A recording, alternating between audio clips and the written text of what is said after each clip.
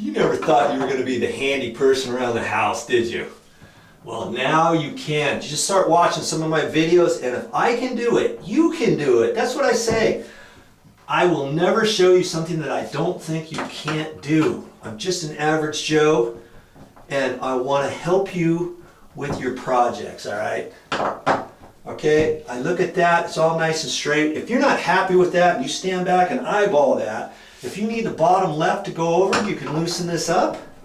You can just slide it over because I've got the screw right set in the middle, and you can tighten her back up, okay? Just like that.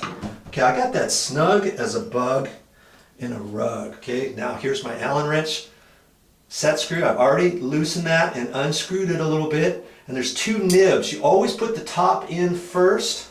You just want to be careful with it because you don't want to scratch up the wall or the paint or anything like that, okay?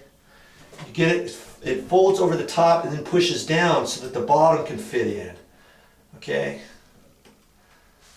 Now I'm just going to take the little set screw, and sometimes the set screw is a little screwdriver, and so I'm always using my tiny screwdriver. So if you don't have a tiny screwdriver, you might want to get one because not all of them have a little Allen set screw like this. This one happens to be with an Allen, so, and it came with a little Allen screw, you know, the little Allen wrench.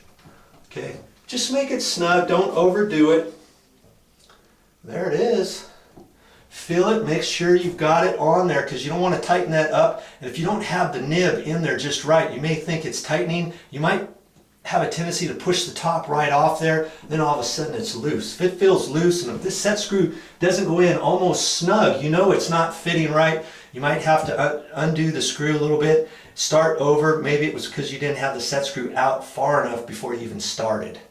Okay, there you go. One more job we can mark off the list.